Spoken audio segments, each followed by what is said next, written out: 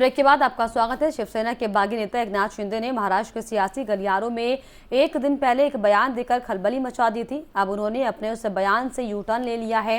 एकनाथ शिंदे ने अब कहा है कि हमारे संपर्क में कोई राष्ट्रीय दल नहीं है। शिंदे का ये बयान ऐसे वक्त में आया है जब उन्होंने एक दिन पहले ही ये दावा किया था कि एक शक्तिशाली राष्ट्रीय पार्टी का समर्थन उनके विधायक समूह के साथ है। एकनाथ शिंदे ने महाराष्ट्र की सियासी उठापटक के बीच दांव चलते हुए गुरुवार को एक वीडियो में विधायक से कहा था कि बीजेपी एक राष्ट्रीय पार्टी है, हमें उनका समर्थन हासिल है। शिंदे ने कहा था कि उन्होंने मुझे बताया है कि जो निर्णय लिया गया है वो ऐतिहासिक है और जब जरूरत होगी तो वे मौजूद रहेंगे। सियासी गलियारों में कयासों का दौर भी गर्म है और ये कहा जा रहा था कि शिंदे बीजेपी के साथ मिलकर सरकार बनाने का दावा पेश कर सकते हैं। हालांकि शिंदे ने अपने बयान में किसी भी दल का नाम ना लेते हुए एक राष्ट्रीय पार्टी शब्द का इस्तेमाल किया था।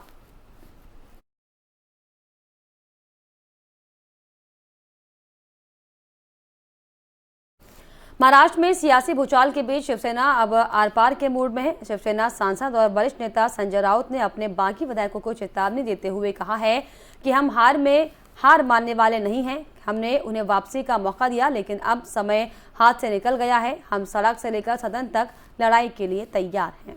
चॅलेंज सर याच बिल्डिंग मधून महायुतीची याच बिल्डिंग मधून महायुतीची घोषणा झाली। याच युतीमधून महायुतीचं एक बंधन बांधण्यात आलं आणि याच बिल्डिंग मधून मी तुम्हाला सांगतोय महाविकास आघाडी मजबूत आहे आणि महाविकास आघाडीचं सरकार पुढलं 2.5 वर्ष राहिलेलं पूर्ण करेल आणि पुन्हा सत्तेत येईल।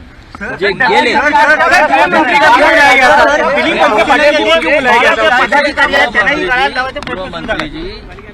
गृहमंत्री जी राष्ट्रवादी के प्रमुख नेता है, अनुभवी नेता है। गृहमंत्री जी कभी विधानसभा के स्पीकर भी रहे। वो कानून नियम अच्छे तरीके से जानते हैं, हमसे भी अच्छे तरीके से जानते हैं। उनमें और अनिल देसाई जी में पूरी बातचीत लीगल बैटल के बारे में हो रही थी और मुझे लगता है जो हमको करना है वो हमने कर लिया है।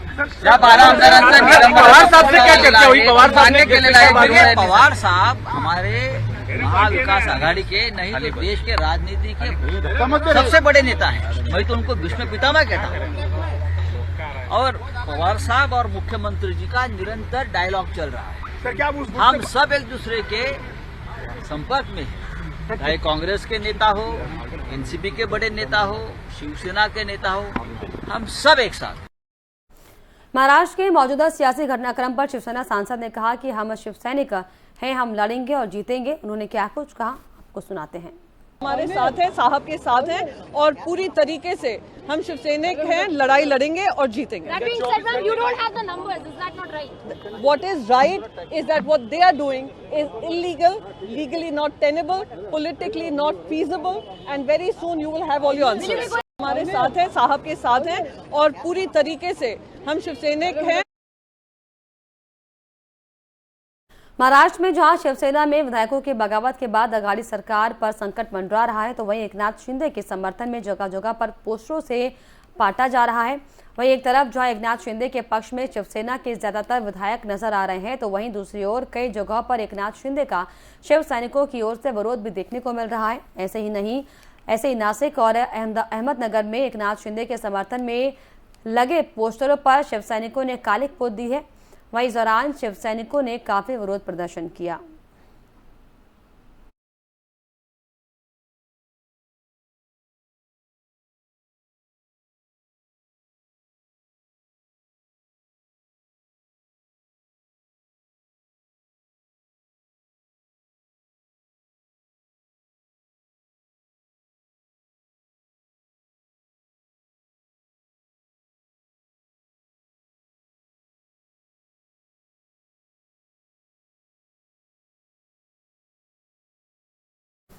महाराष्ट्र में सियासी संकट का पूरा केंद्र असम की राजधानी गुवाहाटी में था, क्योंकि शिवसेना के सारे बागी विधायक गुवाहाटी के रिहायशी होटल में रुके हुए हैं। और इस सबके बीच असम के सीएम हिमंता बिस्वा शर्मा ने पूरे देश के विधायकों को अपने राज्य में आमंत्रित किया है। उन्होंने क्या कुछ कहा आपको सुनाते हैं। आपका मुंह से सुना कि और पहुंच रहा है, तो और भी पूरा देश का जितना विधायकगण है सबको मैं आमंत्रित करता हूँ, असम में आइए।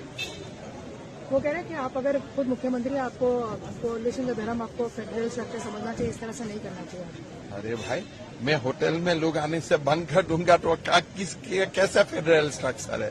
कल आप होटल बुक करेगा, मैं मना करूंगा कि देश में फेडरल स्ट्रक्चर चल रहा है और आसाम का होटल में आप मत आइए, तो ये थोड़े फेडरल स्ट्रक्चर इसको बोलता है।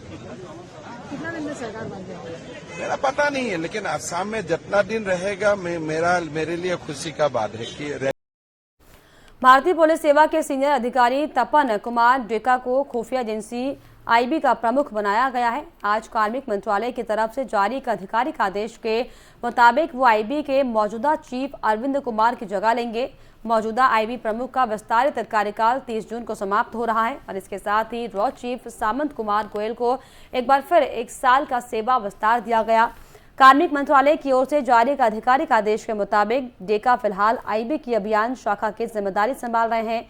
वो 2 साल के लिए आईबी के प्रमुख नियुक्त किए गए हैं। वहीं ऐसे में वो हिमाचल प्रदेश के कैडर के 1988 बैच के आईपीएस अधिकारी हैं। मंत्रालय ने एक अन्य आदेश में कहा कि गुप्तचर एजेंसी अनुसंधान और विश्लेषण विंग का नेतृत्व कर रहे सामंत गोयल का कार्यकाल और 1 साल के लिए बढ़ा दिया गया है।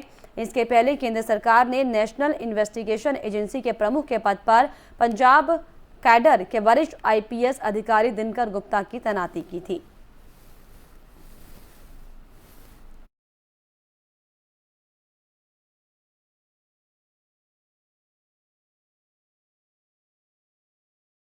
और यहाँ पर रुक रहे एक और छोटे से ब्रेक के लिए।